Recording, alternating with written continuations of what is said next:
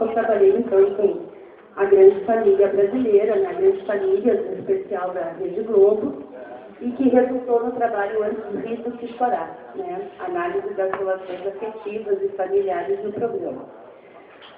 Depois que eu terminei o doutorado, eu coordenei um projeto de pesquisa chamado Entre o Ideal e o Real, né, exatamente para a gente entender como é que se dá a ocupação do Rio Grande do Sul, principalmente a partir dos campos em cima da terra.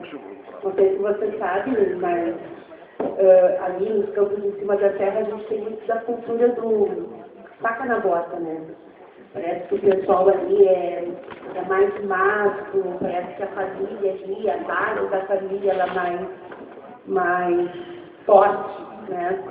E quando eu fui atrás de uma documentação para entender como é que se dá a ocupação dos campos em cima da terra, principalmente dos grandes latifúndios, das grandes fazendas, eu percebi que aqui na região a gente não tem nenhuma documentação.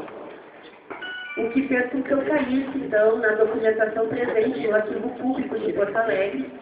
E lá no Arquivo Público, então, comecei a pesquisar os inventários, os testamentos, os processos crimes que envolveram, assim, então, a região de Vacaria. E falar de Vacaria, né, pessoal, é também falar aqui do Campo dos Búzios, né? Porque a gente está vendo que a partir do século XVIII, século XIX, esses campos começam a ser ocupados através da doação de sesmarias, e muitas sesmarias começavam lá no Rio Pelotas e terminavam aqui no Rio das Antas, né? E o Campo dos Búzios era a passagem, né, principalmente para o sistema de comércio aí, com a região do Vale do Caí, Dois Irmãos, e aí vai.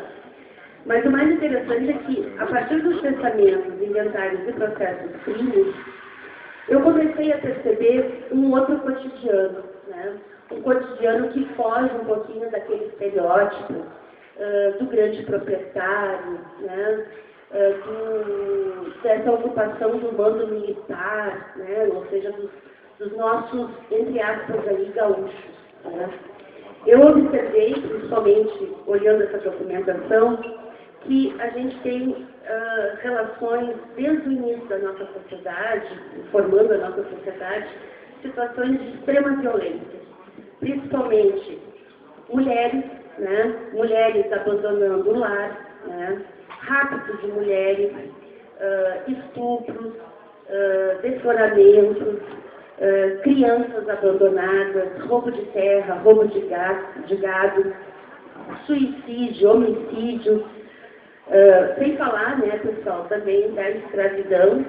E uma coisa que me chamou a atenção foi as persiliações. Não sei se você sabe o que é persiliação, mas persiliação é um homem ir lá, né, e persiliar e reconhecer aquela criança como seu filho. E cruzando, né, muitos dados desses inventários, desses testamentos entre o século XVIII e o século XIX, a gente vai observar que os grandes proprietários, os que começaram a constituir essas grandes fazendas, por exemplo, Fazenda dos Alzeiros, Fazenda do Socorro, né? A gente vai observar que tem uma tendência do casamento endogâmico, ou seja, é muito normal, né, os primos casarem com as primas, os tios casarem com as sobrinhas, né, e gerando ali uma prole, né. Geralmente essa prole, na documentação, nos inventários e principalmente nos testamentos, muitas vezes essa prole é considerada degenerada ou mentecapta. Por que isso, né, pessoal? Exatamente, provavelmente, pela questão genética, né? Casamentos de um grupo muito restrito entre eles, né? E isso fez com que essas pessoas, as poucas pessoas, ocupassem, né, todas as relações de mando, de poder, de prestígio, né, e de reconhecimento social. Bom, a partir disso, né, eu comecei então a dizer, mas como será que é essa família, né? Como é que é esse pacto de poder, né? E para isso eu tive que ir para a legislação. Quando eu fui para a legislação, eu comecei a observar que As ordenações filipinas, né, são as ordenações legislativas, executivas, judiciárias que Portugal trouxe para o Brasil e que vai perdurar aqui no Brasil até o período republicano. E nessa legislação se dizia que era proibido, né, dificilmente era reconhecido, dizia que filhos ilegítimos, né, ou seja, filhos fora do casamento, sejam eles adulterinos, sejam eles incestuosos, eles eram proibidos de fazer qualquer tipo de processo de investigação de paternidade. E os inventários, eles me mostram muitas vezes homens, né, que na hora, né, da morte, eles resolvem lá, desculpe, testamento, eles resolvem lá na hora da morte reconhecer, né, sabe, a fulana, ciclana, né, tenho tantos filhos naturais com ela. Com a outra, né, tenho tantos filhos adulterinos. E fora a prole legítima, ou seja, do matrimônio da igreja. E a partir disso, né, principalmente com a leitura desses testamentos deixados pelos grandes proprietários, a gente vai observar que vai ter uma briga muito grande, né, através dos filhos legítimos com os adulterinos, com os filhos naturais, ou ditos filhos espúrios, ou filhos incestuosos. Olha só o que eu estou falando. Eu estou falando de filhos naturais. Não sei se vocês sabem, filhos naturais são filhos fora do... quando a mulher e o homem são solteiros, né? Então, tem um filho e esse é um filho natural. Filho espúrio ou adulterino, né? Ele geralmente é um filho que, onde o homem ou a mulher, né, são casados, mas tem um filho fora do casamento. E filho incestuoso, não precisa ficar falando muito alto, né? Todo mundo sabe. E a gente vai ver que vai ter uma briga, né? Então, processos, crimes de brigas dentro do inventário, exatamente para impedir que esses filhos ilegítimos, incestuosos e adulterinos tenham direito a qualquer tipo de herança. E isso vai gerar porque nessa região haja muitos crimes, né? Então, a gente vai ver assim, processos, crimes, né, envolvendo mulheres e crianças sendo assassinadas pelos grandes proprietários. Né? E eu sempre digo, eu tenho casos que eu sempre cito para os meus alunos e digo que, não sei se vocês conhecem aqueles filmes, aquela série do Handel, né? Que é aqueles crimes assim, né? Aqui em Vacaria, se Hollywood visse esses processos crimes, provavelmente eles teriam uma inspiração bem maior. Tipo, arrancar a pele das meninas, né? Totalmente, né? De criar marcas ou deixar morrendo de uma maneira que até Deus duvida. Como essa família, né, faz parte, então, da nossa sociedade, eu também comecei, então, a partir de 2010 e 2011, 2012, a pesquisar na documentação do Centro de Memória Regional do Judiciário aqui de Caxias. Não sei se vocês sabem, mas a universidade, ela abriga, né, todos os processos, todos os conflitos que envolveram a sociedade civil, né, e que fazem parte, então, da primeira vara civil que está aqui na universidade sob a nossa guarda. E eu observei que aqui na região de migração italiana, também aquela ideia de família que a gente tem, ela cai por terra, principalmente quando a gente investiga, né, os processos de reconhecimento de paternidade e ações de alimentos. E isso tudo começa, né, principalmente esses inventários que têm início, principalmente em função da República. Por quê? Porque até o Império, né, até o final do Império, ou seja, de 1500 até 1889, não havia investigação de paternidade. A família, em função da moral católica, né, nós temos um Estado que se diz religioso, é sagrado, e ele aprova, ele se diz católico, né, em função dessa igreja e da moral católica, a família, né, ela não poderia ser por nada perturbada. Então, muitos homens poderiam ter relacionamentos com as suas concubinas, com as suas amárias, com as suas escravas, né? E essas mulheres, quando geravam toda essa prole, dificilmente, né, elas teriam direito a qualquer tipo de reconhecimento, principalmente dos seus filhos. O que poderia e o que a lei aprovava era ações de alimento, né? Mas desde que corresse em sigilo. Né? Por quê? Porque a família não poderia ser perturbada. Então era muito normal esses filhos adulterinos, né? Se ele fosse casado, ou até se ele fosse solteiro, mas pertencesse a uma família da elite, né? Se recomendava, então, né, que todo esse processo corresse em segredo. E a menina, uma mulher, né, ela teria que provar que aquele filho era seu. Dificilmente ela ganhava. Dificilmente. Por quê? Não só para proteger os homens, né, mas principalmente proteger aquele grupo social de prestígio e poder, né, e que acumulava bens, acumulava propriedades, acumulava escravos, terras, né. Então, dificilmente essa família, a família desse rapaz, caso ele fosse solteiro, era perturbada, como também a família dele, caso ele fosse casado na igreja. Inclusive, é possível encontrar, é possível também identificar processos em que o homem vai ao cartório, né, que é a igreja naquele período, o cartório só surge com a república, então a igreja servia de cartório, e aí a moral, né, muito presente, né. Ele dizia que o filho era dele, mas ele não dizia, né, e dizia que a mãe era uma incógnita. Agora, tu vê que loucura, né? O cara ir lá, reconhecer o filho e dizer que a mãe era uma incógnita. Isso é impossível, né, gente? Provavelmente essa menina, ou ela era negra, né, ou ela era de uma classe econômica muito baixa, né, ou ela era índia, né, ou, burro. Homem Caxias é burro.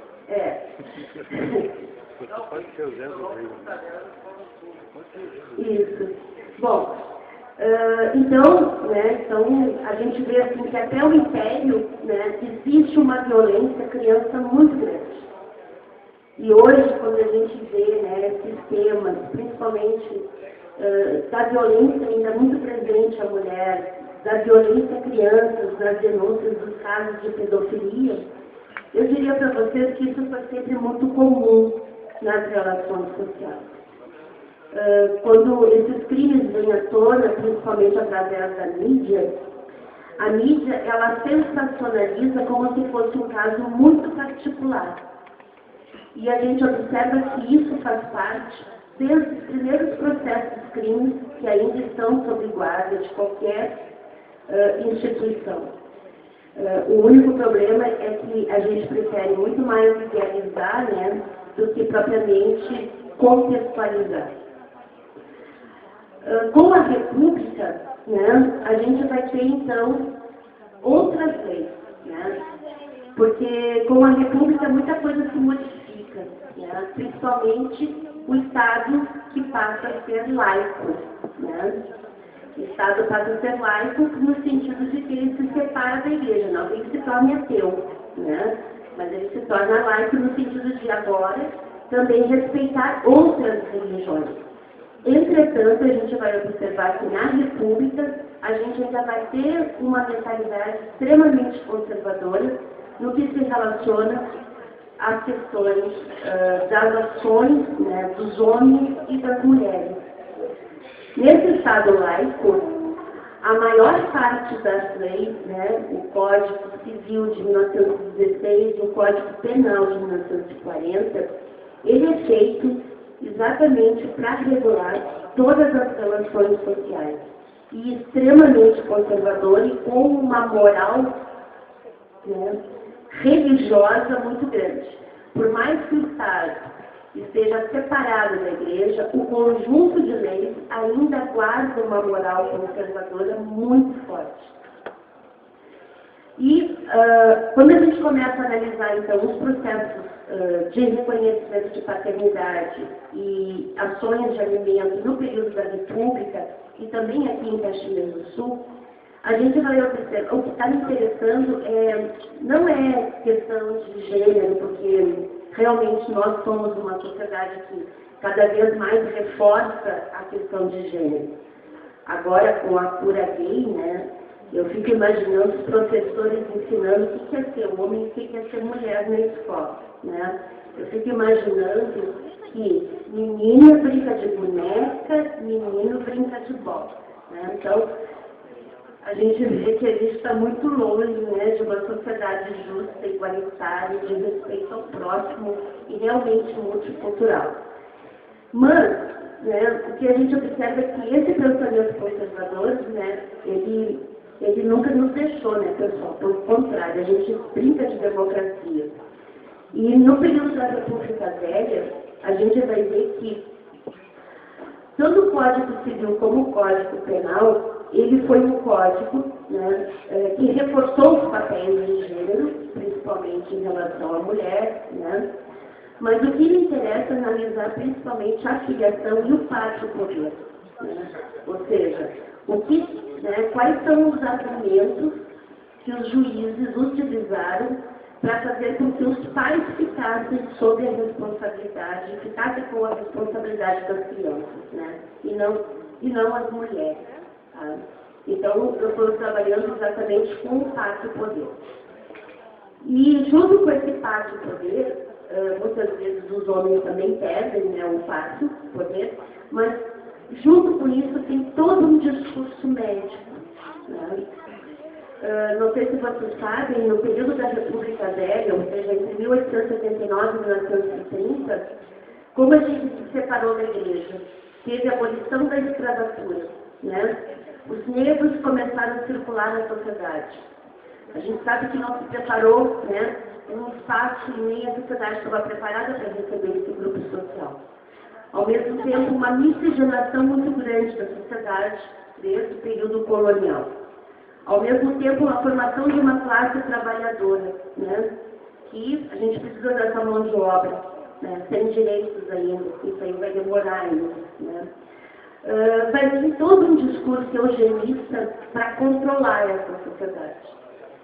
E, geralmente, quando vem um processo de reconhecimento de paternidade, quando vem um processo de reconhecimento de ações de alimentos, né, a gente vai ver que, aqui em Caxias, muitas mulheres, né, pessoal, muitas mulheres, elas, na passagem do Império para a República, elas não eram casadas no civil.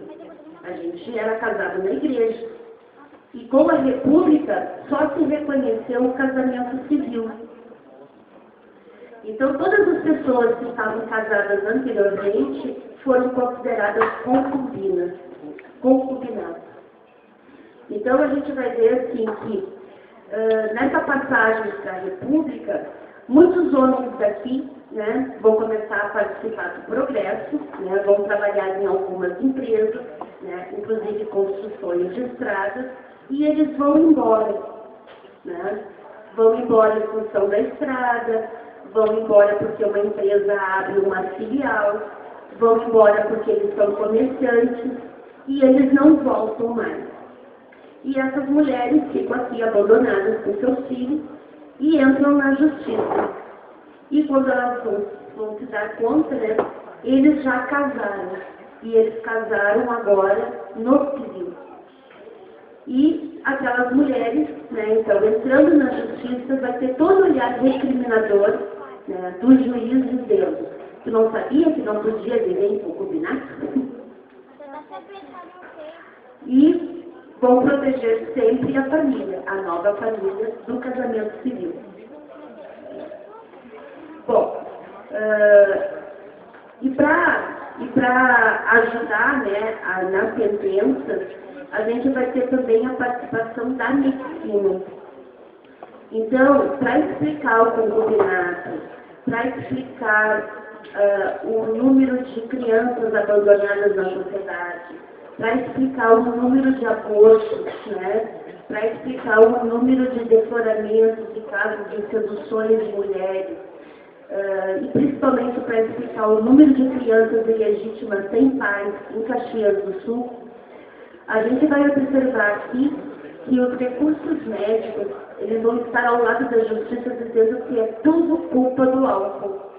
O álcool e a sífilis. Né? Então, esses grupos populares, né, mestiços, principalmente que ocupam o burgo, né? Inclusive, tem uma passagem de um processo que é bem interessante, que ele fala assim: estamos na porta do burgo, né? Olhando para cima, a gente só encontra barracos, né? E esses barracos parecem exatamente pessoas pedindo socorro. E eles falam exatamente, né, que o burgo não vem da burguesia, vem de pobreza, né?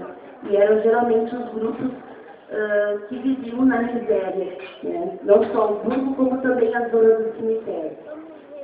E esses juízes eles vão utilizar, principalmente para explicar esse bando de crianças sem pais, a presença do álcool, né, do álcool na sociedade. E eles começam a idealizar exatamente no sentido de que a sociedade ela deveria ficar mais organizada, ou seja, mais limpa, né, parando de utilizar o álcool. E a mesma coisa a sífilis, né?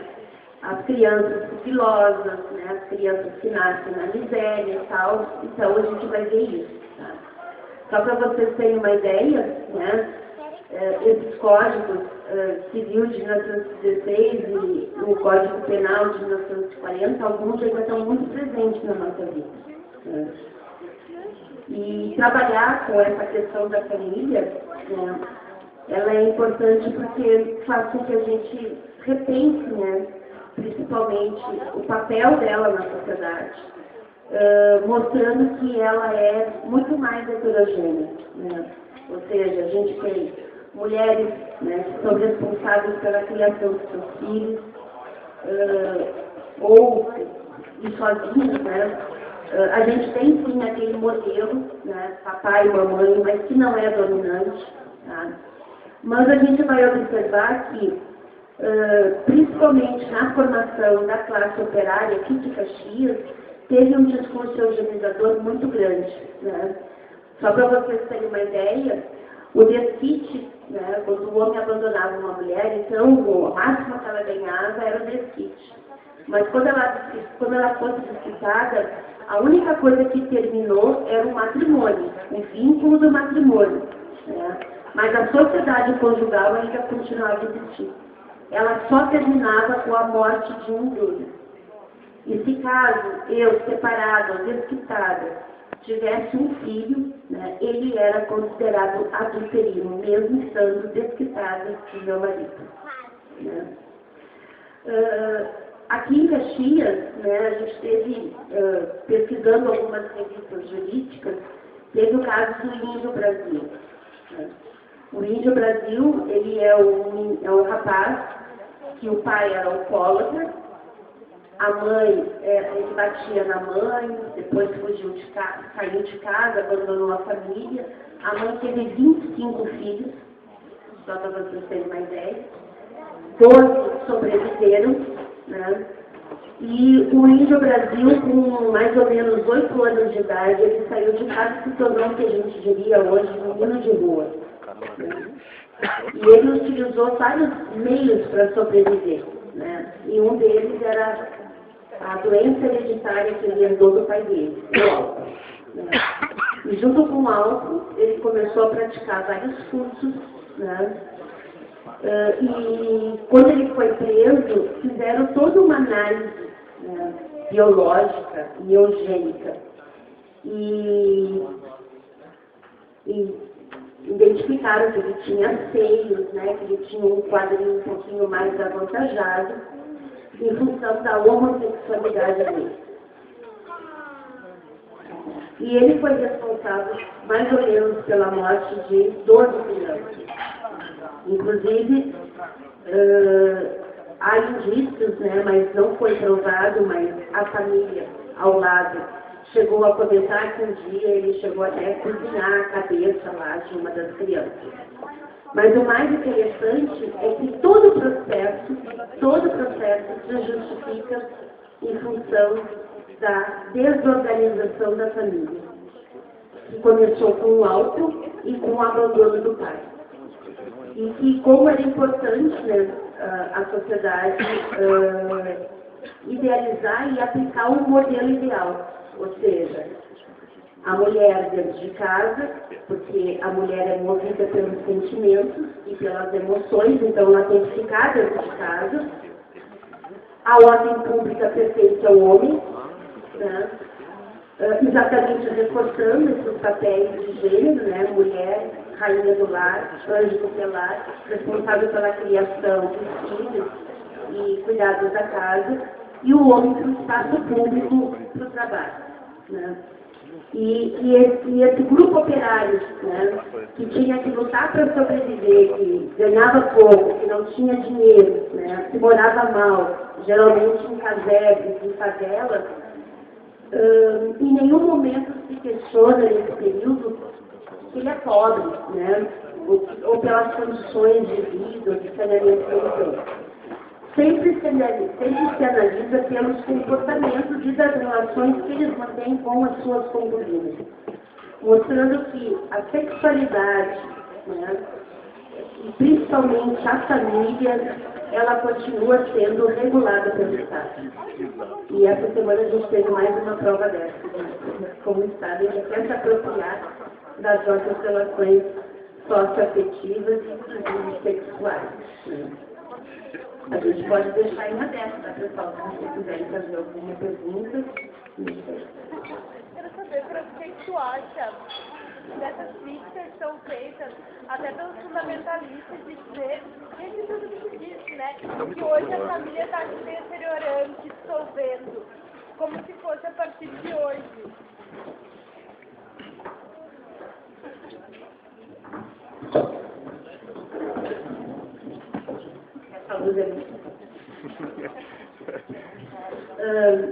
A família não está se deteriorando, né? O problema é que a família já começou a deteriorar.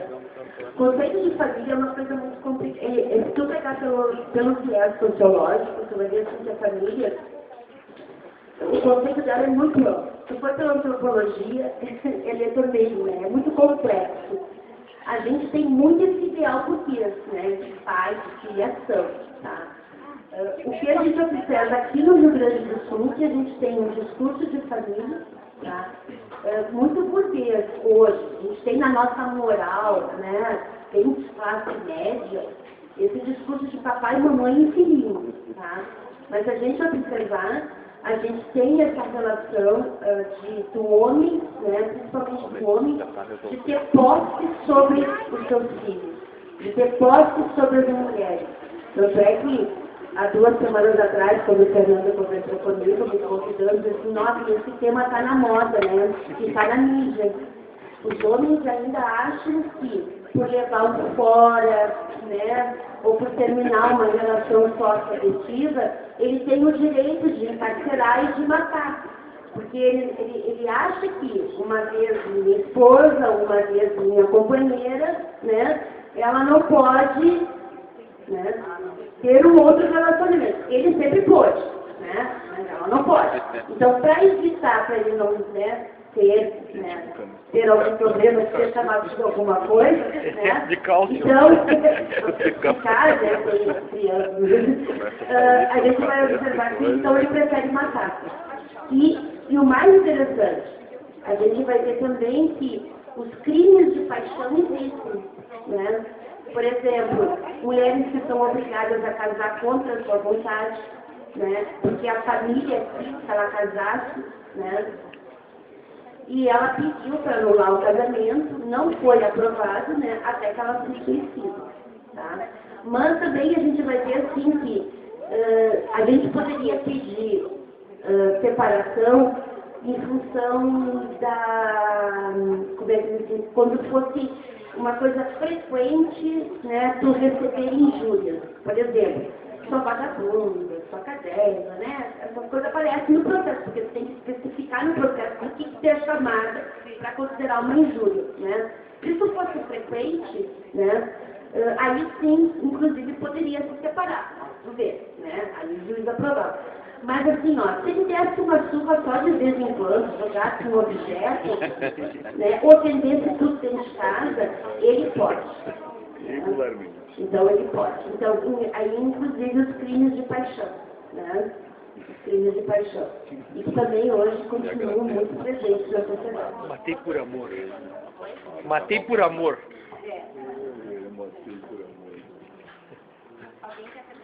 Deixa eu perguntar. Vai lá. A gente pode fazer mais um bate-papo, né? Porque senão fica um discurso muito a cabeça. Meu nome é Pedro. É interessante essa pesquisa.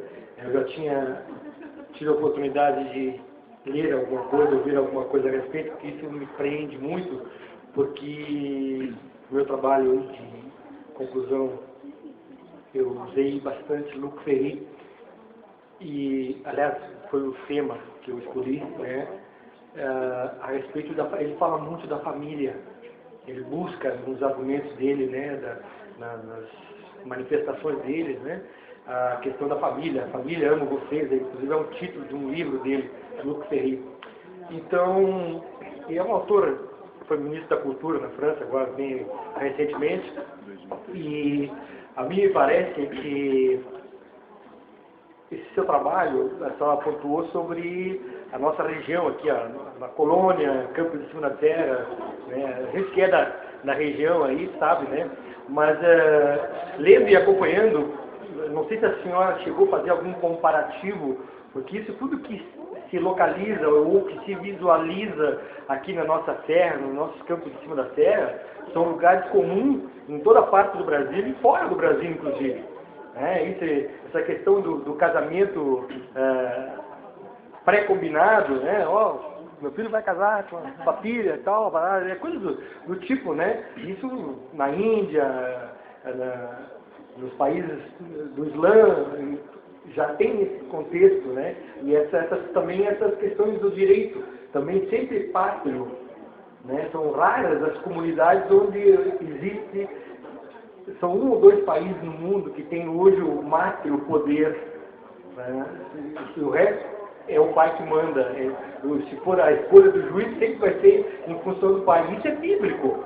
Tá? Então, eu não sei se a senhora chegou a fazer um comparativo, se é muito evidente isso na nossa região, só exclusivamente, ou se no resto do Brasil também existe algo parecido, assim, com as mesmas nuances que se encontram aqui. Assim, a lei existe. O pátrio poder, tá? O pátrio poder, por exemplo, se tu pegar entre o Brasil colonial até o Brasil Império, tá? Se eu me separasse, eu abandonasse a minha esposa, amaziasse a esposa, que era muito normal, ele pode, né?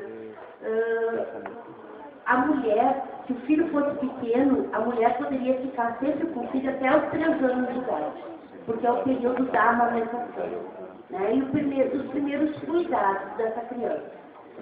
Ao momento que essa criança chegasse aos 3 anos, e geralmente o pai, no período do Império, da colônia do Império, ele busca essa criança. Dificilmente ele deixa com a mãe. Né? Por quê? Porque quando ele busca, ele reconhece aquela prole como legítima. Entendeu? Porque os frutos dos outros relacionamentos que ele vai ter, né, são relacionamentos que ele teve fora do casamento, ou seja, fora da igreja, né, e para impedir também que esses frutos venham reivindicar a herança. Né? Então, tu vai ver assim que o pátrio poder, ele é respeitado em todo o Brasil, porque é lei. Né? Mas, entretanto, a gente também observa que existe casais, né, que tanto o homem como a mulher têm os filhos, mas ele entrega para terceiros, que nem nós hoje. Né? As pessoas têm filhos e entregam para os avós criar.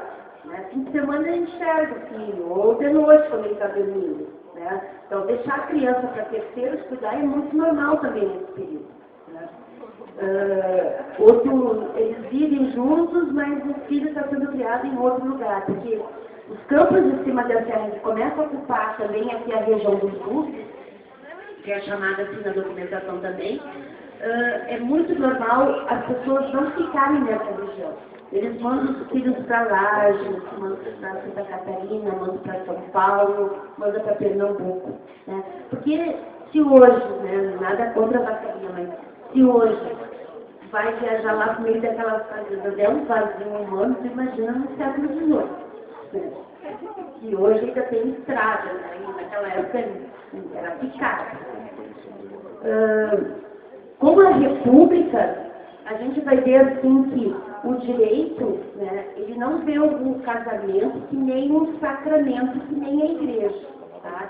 Mas ele adota na sua legislação, né, do Código de 1890, do Código Civil de 1916, do Código Penal de 1940, a ideia que a família é a base da sociedade. E essa família, né, ela é vista e analisada, sequenciada pelos juízes de acordo com a moral católica. Então, essa moral, porque a lei é a nossa tradição, a lei é a nossa cultura, a nossa lei é feita dentro da nossa cultura. Né? Por isso que hoje a gente vê que as pessoas forçam a mudança da lei, porque a cultura se modificou. Né? Então, as leis têm que se inovar de acordo com a cultura. Naquele momento, a cultura, né, que se tinha era dessa moral católica. E as sentenças dos juízes é sempre no sentido de reforçar essa moral. Né? E isso vai ver em todo o Brasil. Né? Eu trabalho de outros colegas que trabalham com crimes também de investigações de paternidade, de investigações de ações de alimento na região de Minas Gerais, São Paulo. Mas o mais interessante é que na República o homem foge. O homem foge desse pátrio poder. Interessante isso, né?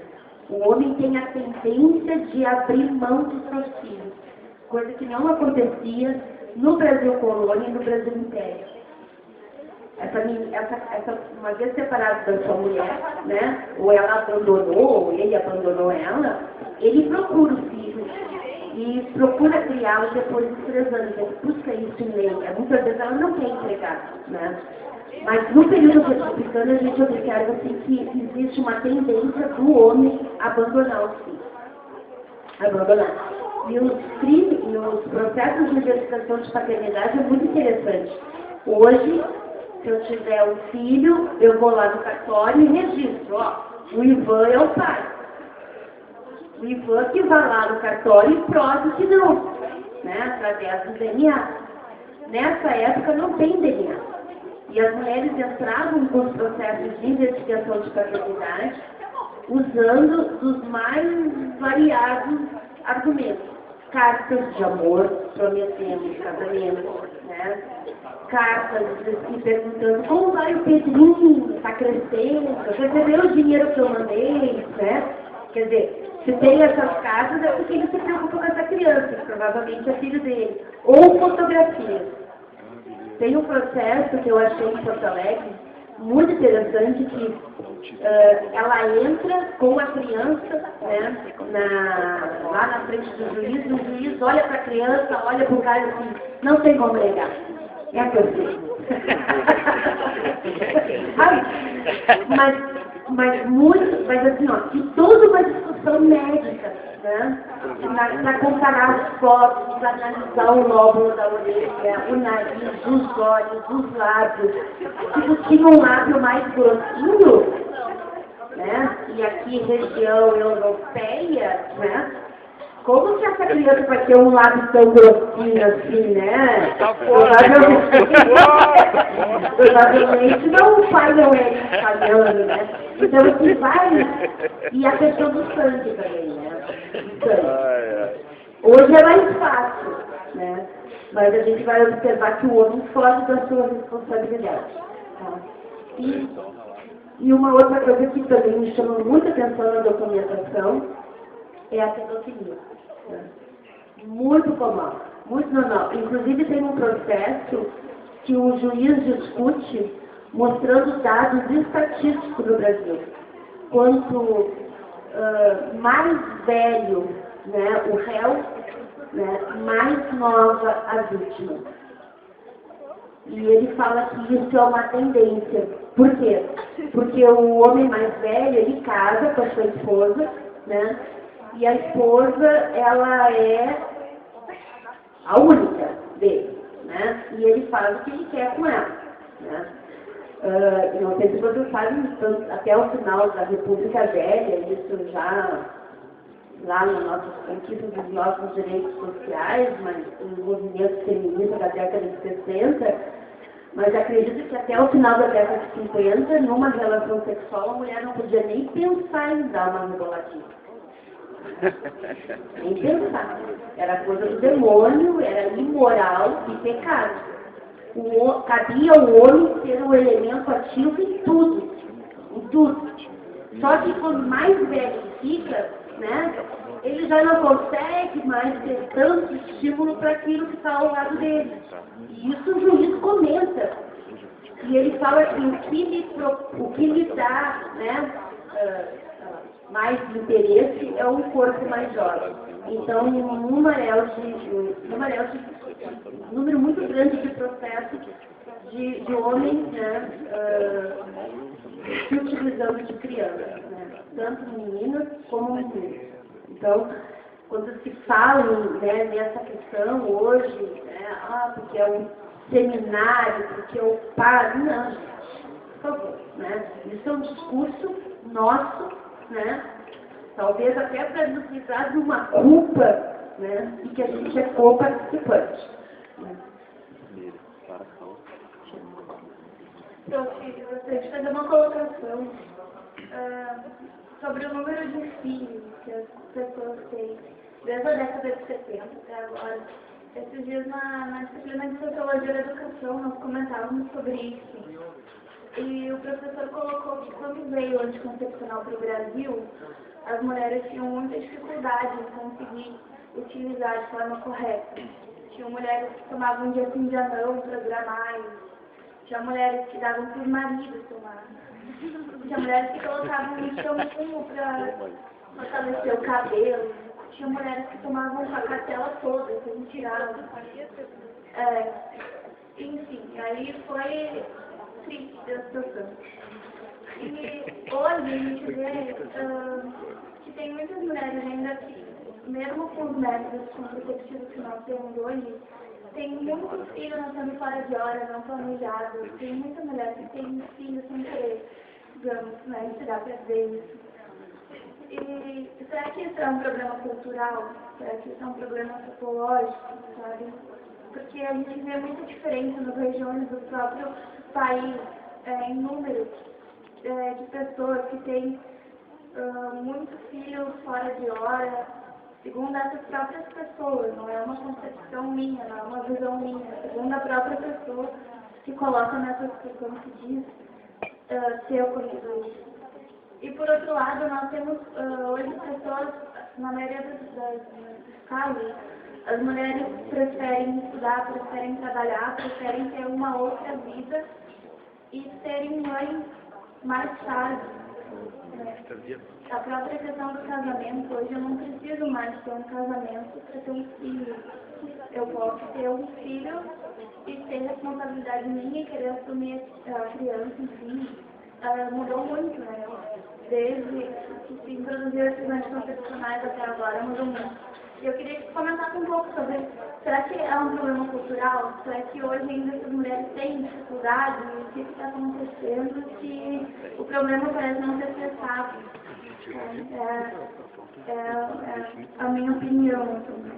Será que existe falta de informação? Ou será que é um problema das classes sociais? Por que as classes mais baixas têm essa questão de ter essa falta de planejamento? Será que é um problema cultural? Será que é um problema financeiro? Será que é um problema de falta de conhecimento, de informação? Será que hoje ninguém ainda pode falar de falta de informação? Queria que você comentasse um pouquinho sobre isso. Nossa, eu acho que tudo isso que você falou muito pouco. Bom, vamos por partes, né? Agora há pouco eu tinha falado que a gente vive num estado laico. Entretanto, 92% da população se diz religiosa, né? Então, a gente tem muito presente ainda essa moral católica. A igreja ainda, não podemos esquecer, principalmente a igreja católica, ela não se inovou, quem sabe agora, né? O Papa também, né? Mas a gente sabe que a igreja católica ainda ela é contra os métodos anticoncepcionais, ela vê ainda o sexo pelo sexo, né? Sexo por sexo pecado, o sexo só pode ser visando a reprodução, né? Então, a gente não pode esquecer que isso mexe muito no imaginário, principalmente uma pessoa que não tem muita instrução, muita informação. Vejo que a sexualidade ainda é um problema cultural, sim, porque a gente não tem educação sexual. A gente não tem. A escola não assume, a família não assume, né? E isso independe de grupos, sabe? Ainda essa informação não chega não só para bens pobres, como também para bens de classe média e classe alta, entendeu? Por quê? Porque ainda é tabu. Ainda é tabu. Eu vejo o sexo ainda como tabu na sociedade, tá? E quando tu fala assim, será que é falta de informação? Eles têm falta de informação, mesmo vivendo numa sociedade que é cada vez mais midiática e ao mesmo tempo recebendo mediações, muitas mediações, seja pela música, pelo cinema, pelo rádio, pela televisão, muitas dessas mediações ainda reforçam estereótipos, sabe? O homem vai ser menos potente em função de usar uma camisinha, né? O ideal de toda mulher, né? Ela só vai se realizar quando ser mãe, como se a gente não se realizasse quando ser mãe, né? Eu tudo bem, mas a mulher só vai se realizar quando ela for mãe. Não tem, né? O que tu entende por realização, né? Olha, e a gente sabe, né, principalmente se a gente pegar os dados estatísticos da violência à mulher, ela sofre violência quando ela é solteira, né? E muitas vezes a maior violência é depois de casada. E muitas novelas terminam com a cena do casamento como se fosse felizes para sempre, esquecendo que é ali que começa o martírio das mulheres.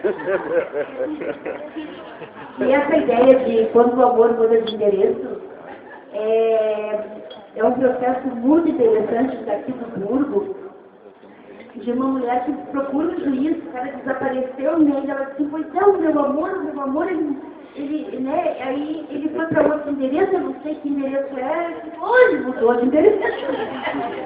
Agora é outro.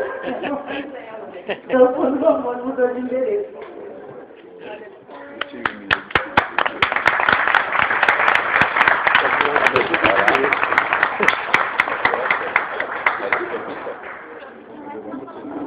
Tem mais um.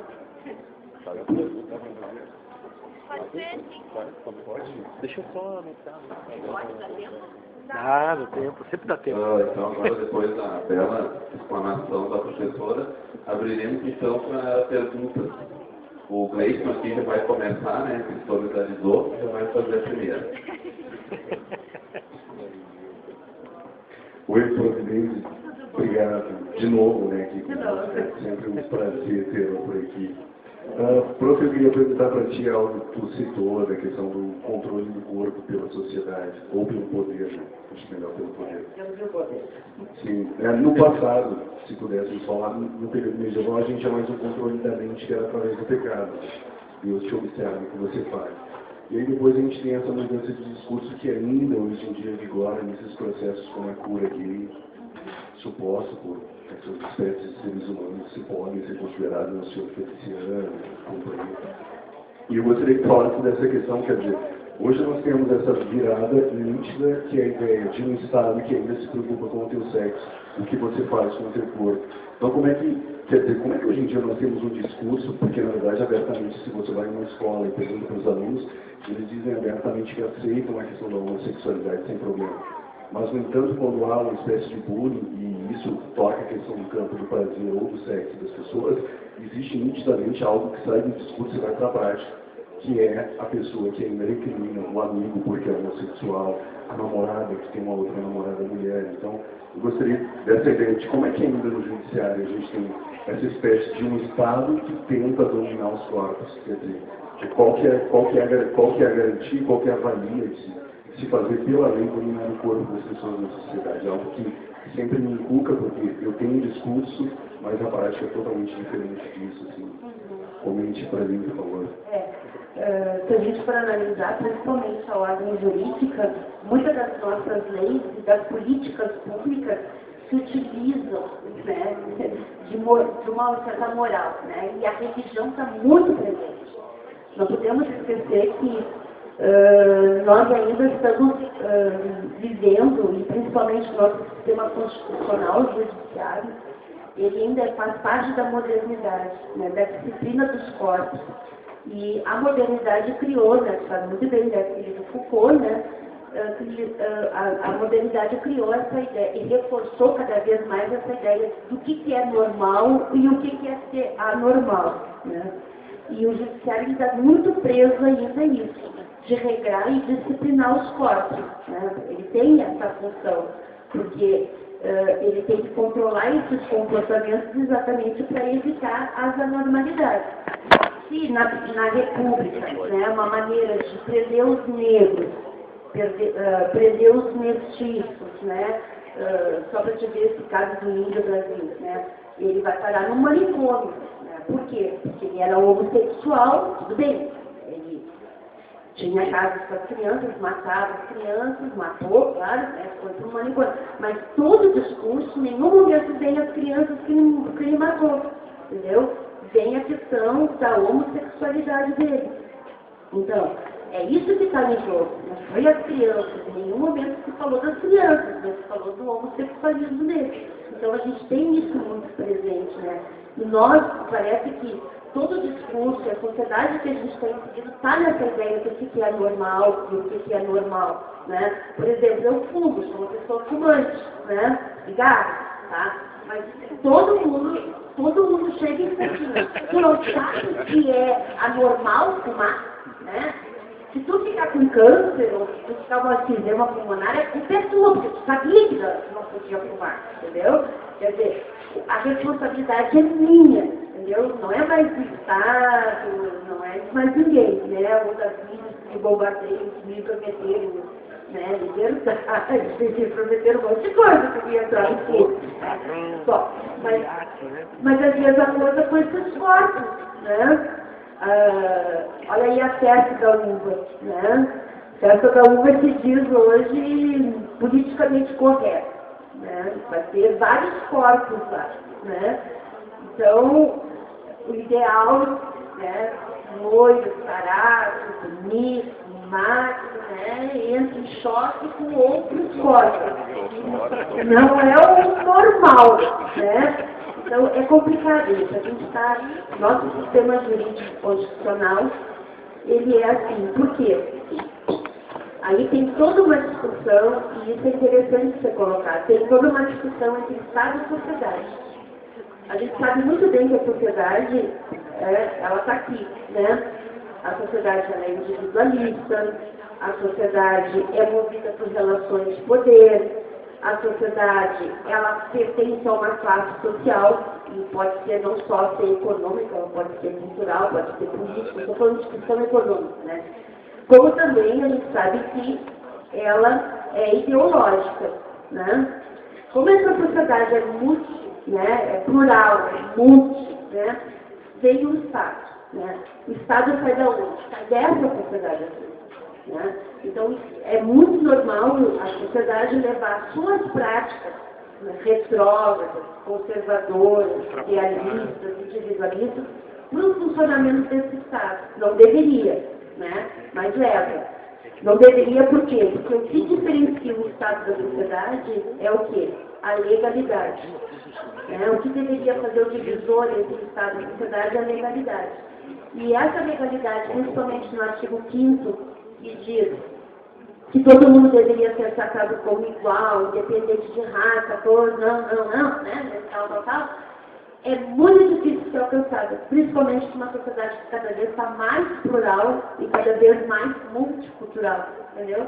Então eu vejo assim que essa ordem democrática a gente está muito longe disso, principalmente quando é aprovada uma questão dessa, né?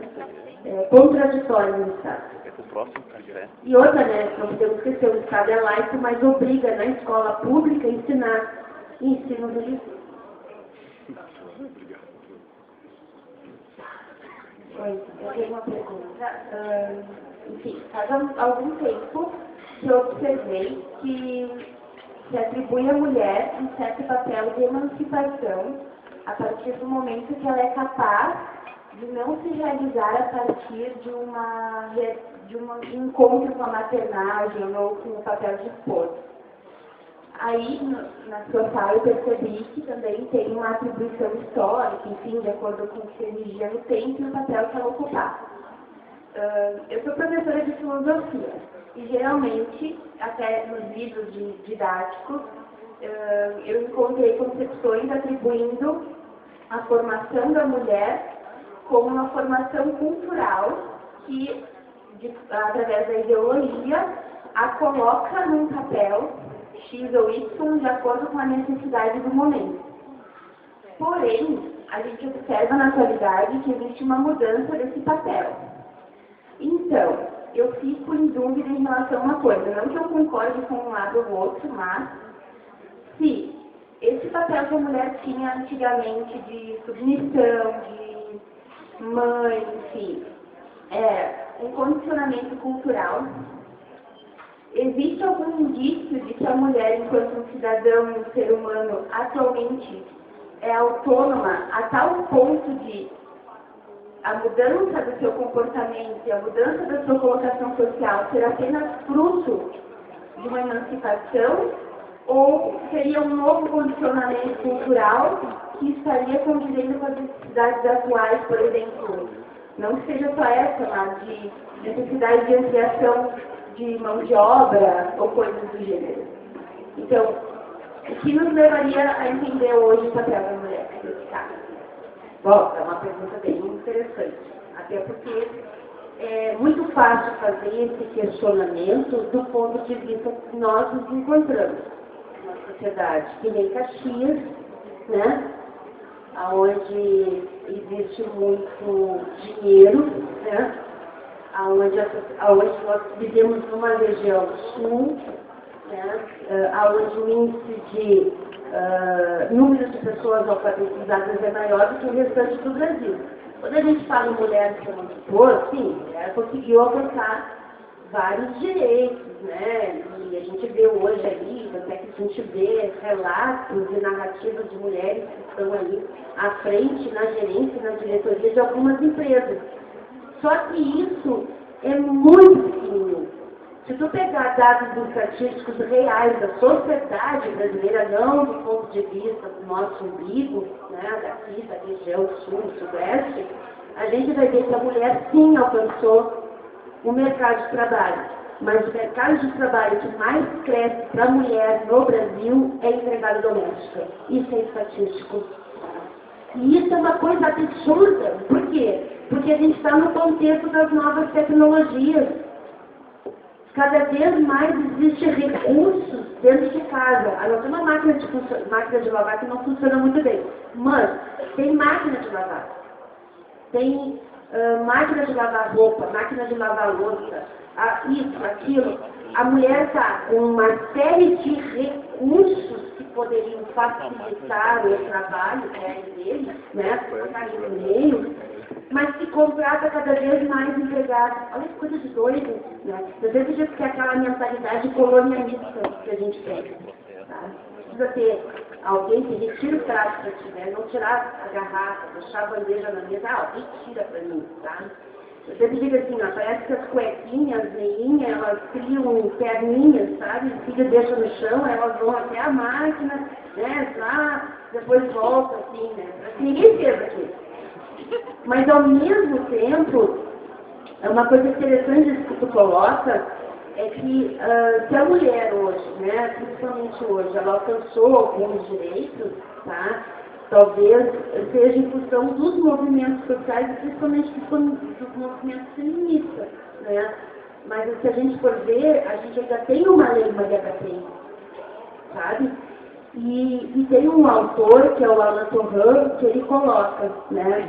Quanto mais a gente adjetiva a cidadania, direito das mulheres, direito das crianças, dos adolescentes, direito dos trabalhadores, direitos dos idosos, é porque a gente está muito longe de se respeitar, não a questão da cidadania, mas os direitos humanos. A diferença, né? Então, quanto mais tu adjetiva, muito longe a gente está ainda de uma sociedade que respeita os direitos humanos. Então, e a gente sabe, né, relatos assim, de violências das mulheres. Bom, a gente tem um documento aqui no Sul, que é o relatório azul, né, de violações aos direitos das mulheres, coisas que acontecem no Sul. Então, isso está muito longe dessa sociedade real. Não sei se eu respondi essa pergunta, mas é contraditória. Né? E outra, né, a mulher pode ser doutora, né, intelectual, mas volta para casa, né, ela pode ser comerciária, né, volta para casa, começa outra jornada. Né. Nós estamos em plena pós-modernidade, mas a gente volta para casa com tudo ainda para fazer. É como se fosse um mundo, a gente assume umas máscaras lá fora e chega em casa e assume a Maria. Nada de estereótipo, né? Pronto, complementando, minha opinião, pelo menos, eu acho que sim. Que depois da Segunda Guerra, a mulher teve, dentro do capitalismo, de cumprir outra função fora de casa.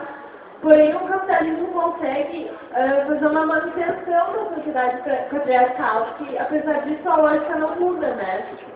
Mas o que eu queria falar, eu queria pedir para você comentar um pouco, porque hoje há uma tendência entre alguns juristas, também no judiciário, de reconhecer, legalizar essas relações poliamor. Não é que o Estado pode obrigar a ter essas relações, porém regulamentá-las, já que a gente sabe que elas existem, não é de hoje. Queria que você comentasse um pouco disso. Não, é que assim, entre os juristas e o judiciário, há uma tendência hoje, um forte movimento, de que essas relações de poliamor, ou seja, sejam regulamentadas, já que há muito tempo elas existem. E muita gente concebe isso como se o Estado estivesse te obrigando a ter essas relações. Mas não, elas já existem e no sentido de regulamentar. Sempre existiu. Nossa, é só surgir lá para a história da Grécia, né? Passar pela história romana, passar pela antiguidade clássica, estudar os campos de Zacarias, que vai ver que mas tudo vai observar, assim, mas é que tá, a gente vende essa imagem da sociedade masculina, principalmente a cultura gaúcha. Né? Tanto é que nosso hino diz, né? Sirvam nossas façanhas de modelo à nossa terra. Nas minhas aulas de Rio Grande do Sul, eu sempre digo, que sociedadezinha pretensiosa, né? Porque, olha, muito pretensiosa. E nós temos os viajantes estrangeiros, porque o próprio gaúcho é uma construção, né? Machismo é uma construção, né? Os viajantes estrangeiros, quando passaram por aqui, principalmente o Arcênio Isabelle, o Nicolau Reis, o Saint-Hilaire, eles colocam, né, que o gaúcho era uma sociedade ágil. Alguém sabe o que é uma sociedade ágil? Uma sociedade que não gosta de mulheres. Uma vez eu falei isso num CTG. Guarda pra mim. Por quê? Porque essa questão é normal, né? Era normal. Inclusive, o Saint-Hilaire chega a colocar que isso era a salvação das menininhas. Né? Então, assim, e eu acho que essa atitude dos juristas, né? Eu acho que isso vai ficar, ainda vai demorar muito, sabe? não vai ser para agora, porque eu vejo assim, ó, é que nem propaganda de político, né? A cada nova eleição promete reforma na educação, reforma na saúde, reforma nisso, reforma naquilo, mas porque a sociedade quer escutar isso que vai vir uma mudança. Mas eu duvido, em função do movimento que está acontecendo, que essas mudanças venham agora no plano político, sabe? Porque vai exigir uma mudança cultural para uma sociedade que é muito conservadora, tá? Porque ela não está pronta para esse caminho. Tanto é que a gente observa a questão da relação entre mulheres, né? A gente vê assim que algumas novelas, né, elas forçam o tema, né? Mas numa novela lá, como a sociedade achou que não era momento para discutir aquilo, matou as duas meninas dentro de um shopping, né? Numa outra novela era o beijo dos vaqueiros lá, né? Não saiu, a sociedade também não aceitava. E teve uma outra novela que elas se beijaram, duas meninas se beijaram. Mas por que elas se beijaram? Por que a sociedade aceitou? Porque era uma peça de Romeu e Julieta. Não era a Daisy ou a Daisy, entendeu? Era o Romeu e a Julieta, elas estavam encenando, aí era permitido. Então, essa questão das relações sócio-afetivas, né, e mais diferentes tipos de relações, creio que a gente está muito longe de aplicar. A gente tem uma visão muito conservadora e, de novo, reforçar os papéis de gênero, né? O que é ser homem e o que é ser mulher. Vê se tem mais uma vez, senão eu pergunto também.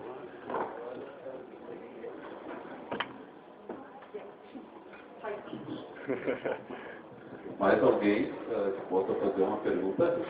Se não tiver, eu faço. Se não tiver, o Pedro que faz aqui.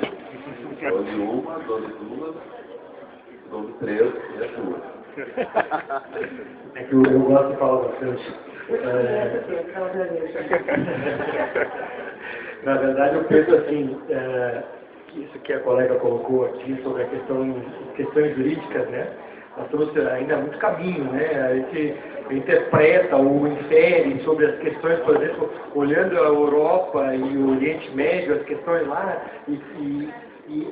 entre aspas, né, um atraso nosso, e aí eu vejo que nós somos oriundos, principalmente os sul-americanos aqui, né, somos oriundos da escória europeia, né, com exceção dos alemães que vieram aqui, que eram professores, mas não é meio os expurgados de Portugal, eram bandidos, enfim, tem aí a Santa Catarina, que era a ilha do Desterro, que era um presídio para colocar portugueses e espanhóis, né, então estamos bastante longe, mas eu entendo que estamos melhorando, vai demorar muito. Então eu brinco com meus colegas, porque eu digo que o Brasil vai ser um país fantástico para a gente morar, né, lá para o ano de 2680, 2690, por aí. Eu acho que vai ser um país bom se nós começarmos a mudar e melhorar a partir de agora. Senão isso vai lá para 2700, 2900, né? Então, essas questões, eu não sei como é que a senhora percebe isso, eu acho que todas essas coisas, esses movimentos, isso tudo que está ocorrendo agora, a gente que já é um pouco mais antigo, oriundo dos campos de cima da terra e vindo morar por aqui, né, todas essas bandas lá e vir para cá, né, e já cruzou uma boa parte da existência, a gente percebe que há uma melhoria, está havendo uma melhoria, talvez lenta, muito lenta, mas há um processo, com o reconhecimento, uma série de coisas. Existem essas coisas retrógradas aí, que volta e meia algum político tenta, porque para mim eu entendo como um atraso, né, com essa tal de cura gay, essas outras coisas que já até não gosto de falar isso, porque é um absurdo, né, isso para mim é um passo atrás, quando deveríamos estar avançando em outras questões muito mais importantes, né, e estamos nos preocupando com essa questão do gênero ainda, né. Então, como é que a senhora percebe que nós estamos num processo evolutivo ou estamos estagnados aí em termos culturais, jurídicos? Como é que, antropologicamente falando, como é que nós nos colocamos nós, cidadãos, aqui nessa época que nós estamos hoje, vivenciando todo esse movimento que ocorre por aí, né? A gente fez parte, de 74, 78, movimentos que não se usava um pano no rosto para esconder. Hoje eu tenho que esconder um rosto, eu quero me manifestar. Eu acho um absurdo, né? Na minha época a gente saía para a rua sem ter que esconder o rosto, né? E hoje a gente olha e vê na televisão, o pessoal esconde. É alguma coisa que, então eu não consigo entender isso. Para mim é difícil esse entendimento. Eu reivindico alguma coisa, mas eu sou anônimo, reivindicando anonimamente. Então isso aí é um problema. Então, como é que você percebe? Estamos evoluindo ou estamos estagnados? Eu não vou fazer uma leitura antropológica porque eu sou historiadora. Mas eu sabia que isso ia vir, né? É óbvio. Então, eu vou colocar o meu posicionamento como leitura de processo, tá? E com o meu posicionamento como cidadã. Quando a colega perguntou ali, né, que nós, eu não sei, eu acho que ela não estava mais ali, mas quando ela perguntou dos avanços femininos, né, a colega aqui também, eu vou dizer que a gente está muito longe, se a gente for analisar os dados da Organização Internacional do Trabalho, porque a gente não pode fazer astrologia, né? A gente é um cientista. E para a gente se posicionar, tem que ter dados. Né? A gente não pode fazer, eu acho. Né? A Organização Internacional do Trabalho fala, a mulher teve avanço? Teve avanço. Estuda, é estatística, ela estuda 2 anos mais que o homem, estuda 2 anos mais que o homem. Entretanto, vai levar 150 anos para a mulher ganhar igual o homem. Quer dizer, provavelmente nem os meus cabelos vão presenciar essa mudança. Né? Mas falando do momento que a gente vive, eu diria assim, seria uma leitura de conjuntura. Né? Eu tenho 50 anos, né? Nasci na década nasci na ditadura e vivi a abertura política, né? Tive formação religiosa, né? Aprendi, né? Pelo menos tentaram me fazer incluir que a gente não poderia participar de movimentos sociais porque a gente era badeleiro, né? Que a gente era desordeiro, e a gente tem essa cultura muito forte da ditadura militar, né? Que todo e qualquer movimento social é badeleiro, desordeiro. Entretanto, o que eu observo é que Pedro, né? Quando a gente saiu para a rua, quando a gente fez greve, né? Quando eu passava minhas noites lá no Lear de História, lá na PUC, tentando fazendo faixas e protestando, a gente sabia muito bem o que a gente queria, né? A gente queria os nossos direitos reconhecidos, a gente queria expressão política, a gente queria liberdade de expressão, a gente sabia pelo que lutar, né? Hoje, o que tu está observando, aí isso para conjuntura, né?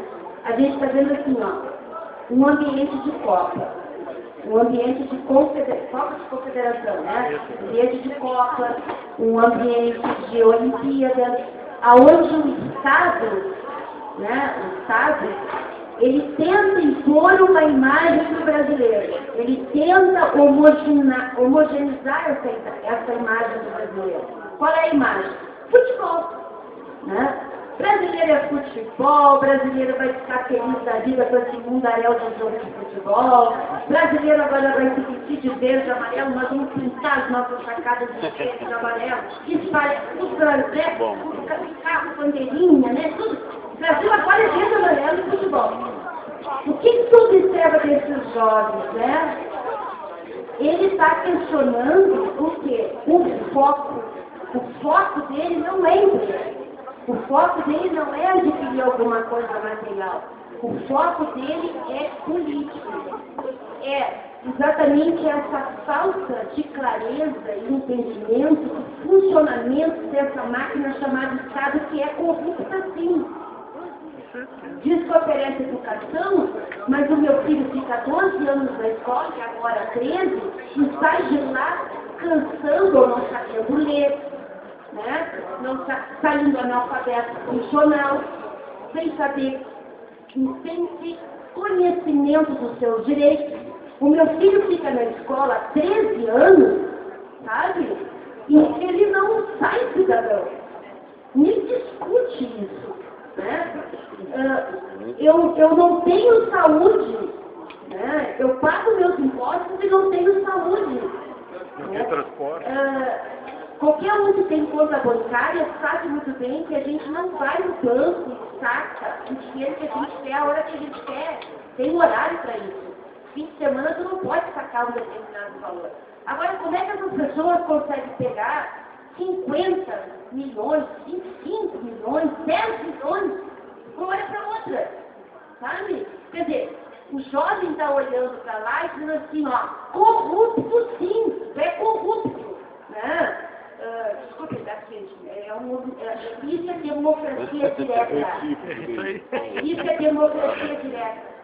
A democracia representativa não nos conforma mais, não nos representa mais, tá? Isso é um posicionamento meu político, tá? Não, se fosse lá em sala de aula, eu tinha que mostrar várias teses, né? Mas eu estou aqui, não estou na sala de aula, não estou na UF, então eu posso falar como cidadã, certo? Como cidadã. Mas hoje é impossível, né? É impossível tu não olhar e o jovem não está olhando lá para o político dizendo para ele, ó, tu é um mentiroso, tá? Vem aqui ver. E a mídia quer forçar que é uma leitura econômica. Ah, e agora o prefeito resolveu diminuir a passagem do ônibus. Ah, porque agora o prefeito vai diminuir isso. Gente, a mídia força uma leitura econômica, mas não é econômica. Eles não estão pedindo nada, eles estão falando. Tem um problema de saúde, tem um problema de sexo. Então, é um conjunto de problemas, sabe? E o Estado não realiza aquilo que ele é legítimo para fazer. O quê? O bem comum. Né? Ele não efetiva o bem comum. As políticas públicas hoje não é transformação social. As políticas públicas hoje é transferência de renda. Eu não preciso estudar muita economia, né, para pensar num projeto de transformação social. Né? Basta transferir renda para as pessoas. Dá 15 pila, vale isso, vale aquilo, vale aquilo outro. Né? Isso é política pública? Me desculpe, isso não é transformação social. Transformação social passa pela educação. E a escola pública tem uma responsabilidade nisso. Ela perde a bola e a vez dela. Por quê? Porque a escola pública é obrigatória e gratuita. E ela não sabe usar dessas relações de poder que ela tem nas suas mãos. Ela reproduz a ideologia dominante, que é deixar cada vez mais as pessoas submissas e obedientes e silenciosas. Isso aí. Muito obrigado. Faça uma história. Bom, pessoal, então, damos fim, né, a esse café filosófico aqui. E agradecer a professora que falou sobre o tema polêmico aqui. Esperando que vários sairão daqui com diversos questionamentos sobre esse tema aqui e algumas reflexões também sobre tudo isso. A Miriam, né, vai chamar ela aqui para entregar. Então, professora, muito obrigado por essa aula. Vamos fazer história e filosofia.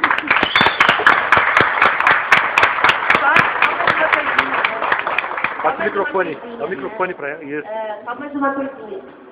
Hoje a gente vê também no nível superior as políticas públicas só valorizando e prestigiando as áreas técnicas, né? Administração, engenharia, mas sem ciências humanas, né? Nós não nos tornamos sujeitos críticos e conscientes. A gente tem que valorizar o papel da formação de ciências humanas, filosofia, história, geografia, antropologia, sociologia. Infelizmente, a gente tem ainda a ideia individualista de se dar bem, né? Mas nada é na sociedade, a transformação não vai acontecer se a gente não tiver bons professores. A gente precisa revigorar as licenciaturas da nossa sociedade.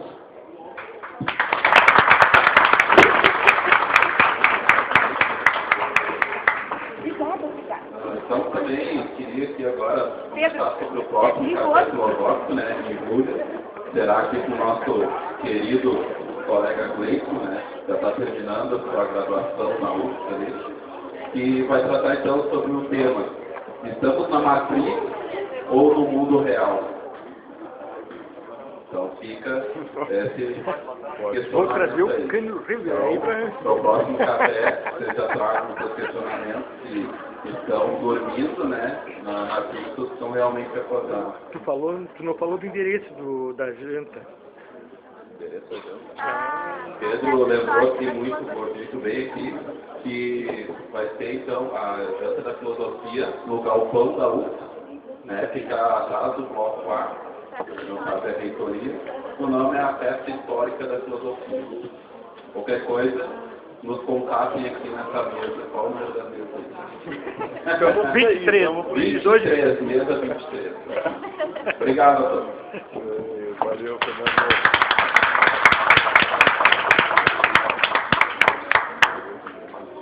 Interessante. O tema é muito interessante. Foi eu pesquisei sobre teoria do conhecimento na minha monografia que eu defendi agora. Cara, estamos E eu trabalho com questão do conhecimento do mundo real. O John Searle, que é um filósofo norte-americano, e aí eu vou trazer essa questão, a ideia de como nós conhecemos o mundo real. Esse pressuposto nós temos para defender o mundo real. Aquilo que nós estamos vendo é real. É o mundo real. Como é que eu posso debater, por exemplo, uma teoria que destoa da tua falando do mundo real? Será que existe um mundo real para ti que é diferente do meu? Será que é uma construção subjetiva, idealista? Ou será que é porque existe um mundo real? É que eu posso construir uma teoria diferente da tua e você uma diferente da minha? Porque é que eu procurei discutir na minha monografia. Essa questão do mundo real na teoria do Searle que ele defende. E aí eu trago os pressupostos desse argumento, né? O mundo real existe, não precisa da minha subjetividade. Eu vou trazer isso pro café. Porque esses filmes igual Matrix, né, eles trazem isso. Será que não tem uma máquina conectada na minha cabeça que faz com que eu imagine o mundo real? Muito interessante, sem dúvida, né? Gera várias, isso gera questões muito diversas. Que há um fundamento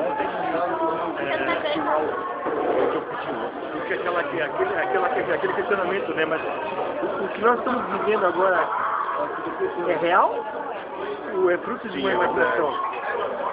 E aí você fica se perguntando, será que a minha subjetividade está fazendo tudo isso? Será que não é ilusão? E aí como é que você vai fundamentar isso? Porque tem que ter um fundamento epistêmico, quer dizer, o meu conhecimento da realidade é devido ao plano de fundo, por exemplo. Eu tenho um plano de fundo que todos nós temos, que me dota para conhecer a realidade. E aí você fica se perguntando, mas a minha posição que eu vou defender que o mundo real existe. Não estamos na Matrix. Que é o que defende o John Searle, esse pensador, esse filósofo, que ele defende, não existe mundo real. O Nu tá comendo tudo. Falou de mim. Eu como, tu sabe, né? A gente Muito bem, Sexta-feira estaremos lá. Isso aí. É verdade, já é sexta-feira Dia agora, 28, cara. sexta-feira, vai ter 4 bandas, galera. E tu não tem mais aparecido lá no curso? Vai. Ou eu não tenho visitado? Não. Na verdade, eu tô fora do curso agora esse semestre. Plano de saúde não meu, humano e tal. Até ia me matricular, porque falta 3 disciplinas para concluir o bacharelado. Eu concluí licenciatura, né? Licenciatura eu terminei. Mas aí eu até fiz as reservas das matrículas, aí aconteceu os contratempos e agora nos últimos 40, 50 dias, 70 dias aí, estou com um mano aí, fazendo quimioterapia e tal. E aí eu